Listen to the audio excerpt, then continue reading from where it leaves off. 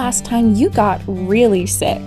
I don't mean the type of sickness where you're sneezing and it's all sorts of icky. Well, you want to know what's not icky? Fruits and vegetables. Fruits and vegetables are so important for our health and help our immune system with lots of vitamins and minerals. MyPlate recommends that we eat half of our plate full of fruits and vegetables, especially vegetables from all colors of the rainbow. And you want to know how you can get a full rainbow of fruits and vegetables?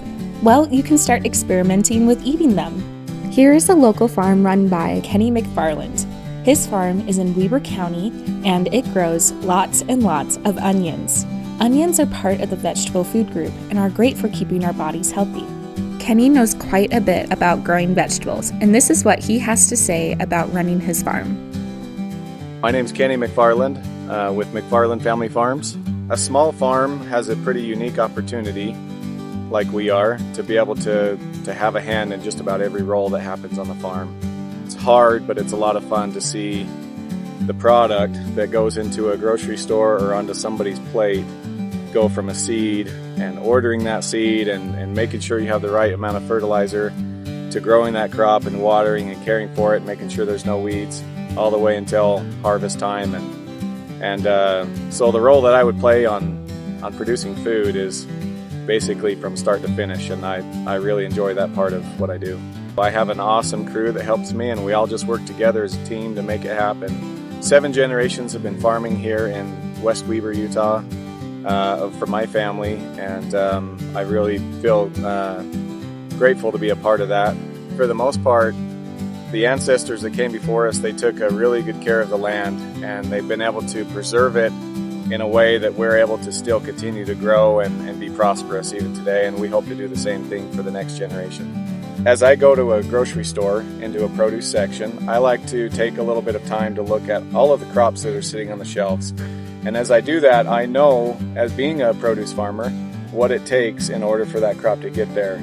And I would say that 95, almost 100% of the crops that are on those shelves were harvested by hand, and they were cared for at some point by a worker that was out in the field, and it's a lot of work. There was a time this summer when almost all of the grocery stores across the state of Utah, Idaho, Wyoming had corn from one of our fields, and it was just such a cool feeling over that weekend to know that people were going to be eating that and being able to enjoy that moment together as a family, or as a party, or whatever they were doing that day. To be able to enjoy something that was grown right here in our state, in Utah, and that's just a great feeling to know that you're producing something that people to get to enjoy and bring smiles to people's faces. Farmers, especially here in the state of Utah, we're small farms and we're family farms, and everything that happens on these farms across our state, we have a hand in everything that happens there, and we are trying every day and every night to produce the cleanest, most healthy food that we can do. Farming takes an incredible amount of work. Have you ever thought about where your food comes from?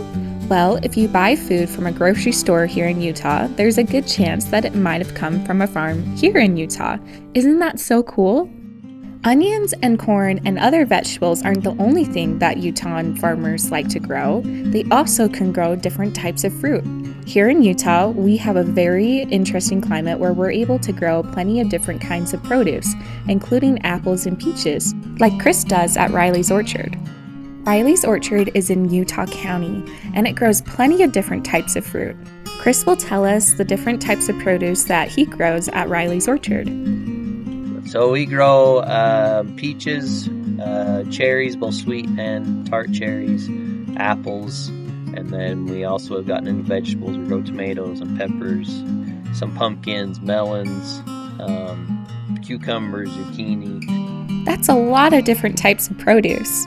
There are so many different things to know about growing fruit here in Utah, and this is what Chris Riley has to say about his job. I enjoy the challenge of it. It's a tough business. There's just a lot of variables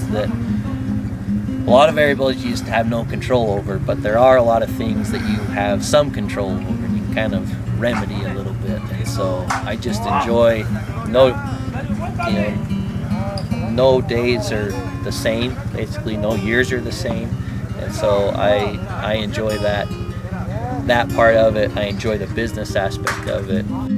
To be a farmer here in Utah, you have to wear a lot of different hats, which means you have to do a lot of different jobs. Here are a few ways that we can support our local growers here in Utah. I wish people would realize more that a lot of their farm products, and it's not just fruit, but come from just small family farms still. Yeah, there's the big corporate farms out there, but that's not where a lot of your stuff comes from. It just comes from the local family farm. And if it's peach or apple season, go into the grocery store and look for it and say, hey, this is Utah stuff, right? And make sure it is. And a lot of times it probably won't be. And, let them know that you want Utah stuff. If you're going to come buy at their store, you want the Utah stuff. And I think if enough people will do that, they'll start to listen. This definitely motivates me to understand more about where my food is coming from and know if it's coming from a local Utah grower. The last farm we're going to visit in this video is the Wheeler Historic Farm, located in Murray, Utah in Salt Lake County. And this is actually a farm that you can go and visit with your family. You can see a bunch of different types of farm animals, and you also get to meet the friendly staff there. When you visit, you can also see fruits and vegetables growing in their gardens. Here's a little bit about the Wheeler Farm. This is a really fun county asset that's available to everyone that wants to come and visit here because it is free admission and we're open dawn to dusk every day. So it's a nice open space where families can come out and explore either the farm animals or go through the trails in the back acreage. So it's just kind of a neat little pocket right in the middle of town. The Wheelers grew lots of crops to feed their animals here. The neighbors next door had a truck farm where they would grow vegetables to sell at local markets. And then after the Wheelers, like I said, it was a Golden Guernsey cattle ranch that was here. If you're interested at all about learning more about farms here in Utah, the Wheeler Historic Farm is a great way to get to know farms in a more up-close and personal way with your family. Here's what the Wheeler Farm does with their produce. I'm an extension faculty with USU Extension here in Salt Lake County, and this is one of the programs that we run through the Master Gardener program. And it's a partnership with Salt Lake County Parks and Recreation. This is Wheeler Historic Farm. And our part that we play on the farm out here is that we grow produce. And all of our produce is donated. Most of it goes to seniors at senior centers throughout Salt Lake County. But when we do have some excess, we're able to donate some of the produce and give it to other food dissemination programs like Farmers Feeding Utah. So we try to grow as much as we can. But we have some challenges like compaction of our soil, high wind, high sun exposure, a lot of heat throughout the summer months. And so we try to grow things out here that do well. And we've figured that out pretty good. And we're pretty successful in producing a bunch of good stuff. We see more and more people, especially young farmers, young people that are becoming interested in farming. Farming small plots of land and farming a lot of diverse crops. It's really interesting to see that, when you farm, when you're growing things, sometimes you move even outside of just fruits and vegetables and things like that. I want for consumers to know that it's really important to support agriculture. It's really important to support producers. It's a lot of hard work. There are a lot of challenges. Sometimes they're very challenging years. And it's very important that people support those producers. They visit farmers markets or maybe look up what are some of the local producers, local products. There's a great Utah Department of Ag and Food has a great brand called Utah's Own. Folks can look that up and it has a nice listing who those local producers are and what products they can purchase to help to support those operations.